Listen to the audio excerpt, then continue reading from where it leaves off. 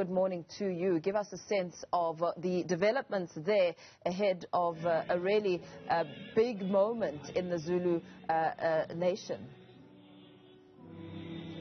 Absolutely important. As we edge closer to the start of the program at 10 a.m., of course, all the dignitaries are making their way into the marquee to be seated for the start of that provincial category 2 funeral of the province. The eulogy will be delivered by KwaZulu-Natal Premier Cele Zikalala, but we know that the Amazulu royal households didn't just belong to the province of KwaZulu-Natal, but the nation, and I'm joined by a former KwaZulu-Natal Premier and now the Health Minister, Dr. Zweli Mkhize. Thank you so much for your time, Dr. Mkhize. Firstly, your reflections as the Amazulu nation is reeling from shock still that the regent has passed away so soon after the interring of the remains of King Goodwill Zweli Mkhize. It is really tragic. The loss of both Cele, His Majesty the King, and at this point now Queen Mantfombi is also a very painful chapter in the history in this region. In particular, we have had no experience of this nature, but the sudden loss has really brought in a lot of trauma. But we have to, at this point, however, convey our condolences to the royal family, the people of KwaZulu-Natal and different parts of South Africa for the sad loss, particularly also condolences to the people of Eswazini, because there's been a very close bond as she was born in Eswazini.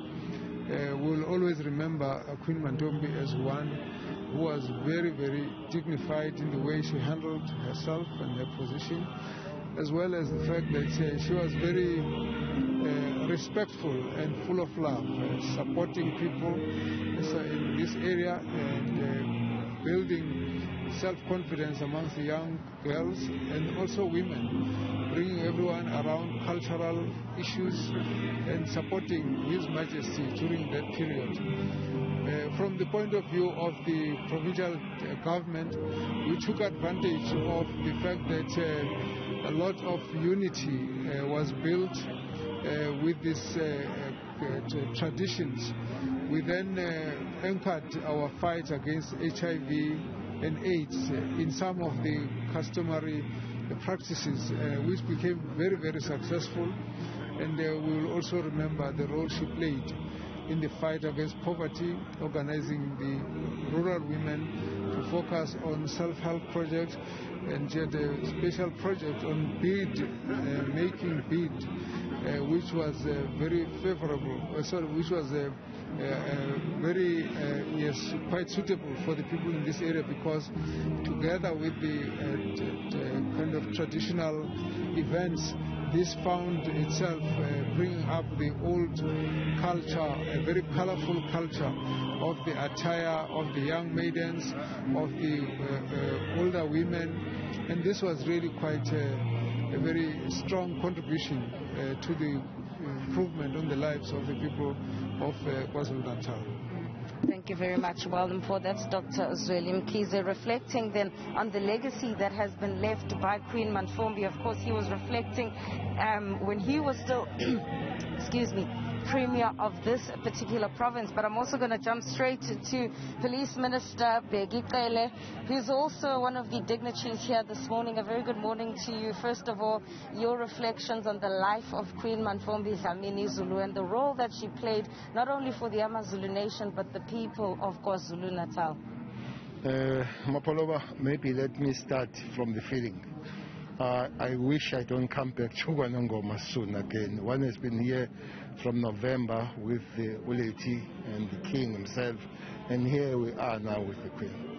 You remember that at one time I was in agriculture, and the King himself was a keen land worker, together with all the queens, though we understand that Queen Mantfombi was more on the side of working with women.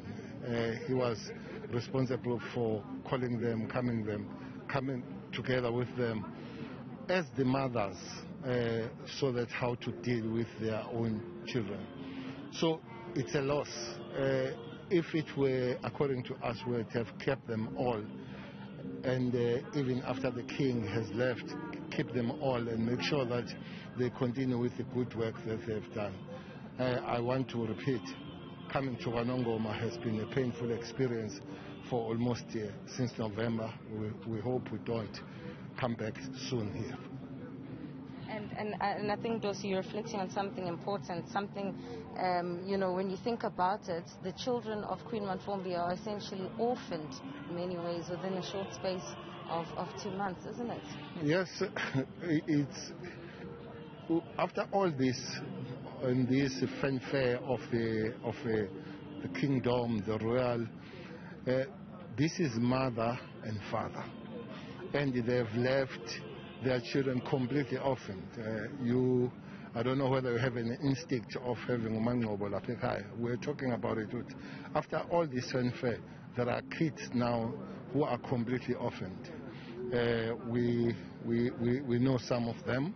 There are 8 of them, but we are close to some of them, like the wife to Baptembe, who herself, as a daughter, has been having it difficult. You remember, lost the brother, lost the father, lost the daughter, the daughter that died in Cape Town, and loses the mother now. So when there is this fanfare of the high-profile people of the kingdom, at the end of the day, it's about the human beings and the pain they feel.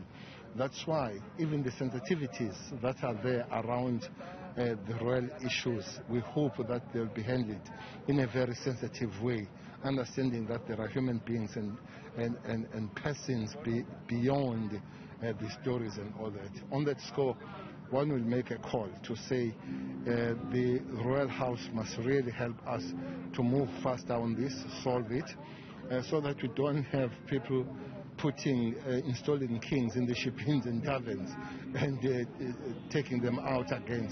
The sooner we have the king, the better, so that we continue with the life and the things that are supposed to happen. Ndosi, I just want you to wear your hat now as police minister. As you arrived here, are you satisfied with the level of preparation and the work of your men and women in blue to ensure that all those protocols are observed? Well, one has been working with the Provincial Commissioner Mkwanazi for some time in preparation of this. He's coming himself, he hasn't arrived. But Brigadier Shabalala, who's responsible for the protection services in the province, even the Royal Protection Service falls under him. One is very okay.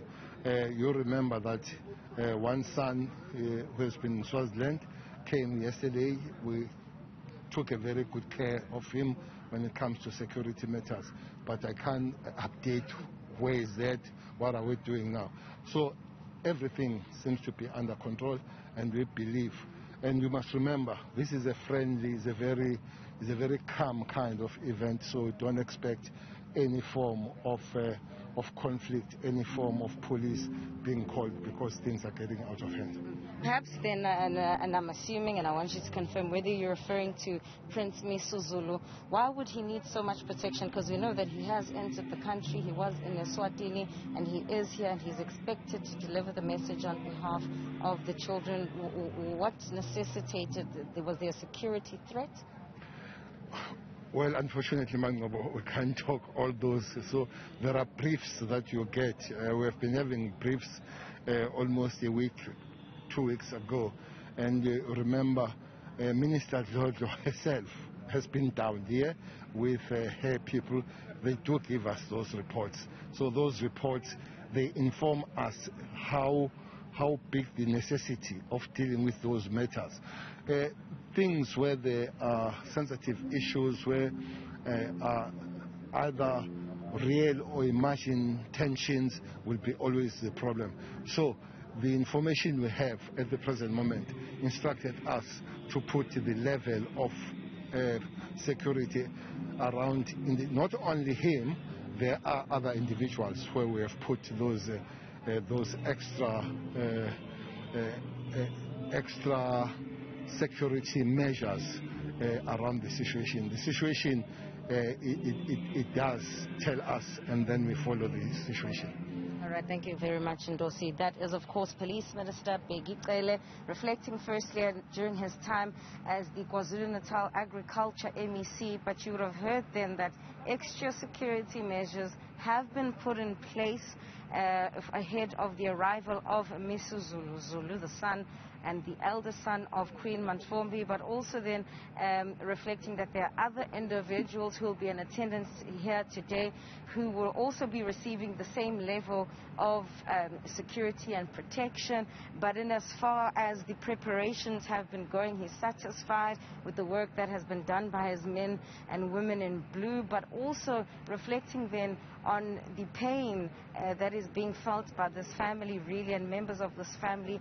You would have recalled he mentioned last November he was speaking then about the passing away of Letuktula Zulu, and then the passing away of the King Goodwill Zweli Mkhize Zulu in March, and now the person who was the regent, who was meant to keep the Amazulu nation together, perishing shortly after the passing away of the king. And so saying, let's remember that the children of Mantfombi have been orphaned within just weeks, and that there are humans that are affected by this beyond the fanfare that we've been seeing over the last couple of weeks. Absolutely, some very important messages coming out of those conversations. Senior politics reporter Ziyanda Ngcobo there just speaking to the police minister as well as Dr. Zweli Mkhize, health minister, about the preparations and, of course, getting some insight ahead of the laying to rest of the regent, Queen Regent Mantfombi Dlamini Zulu.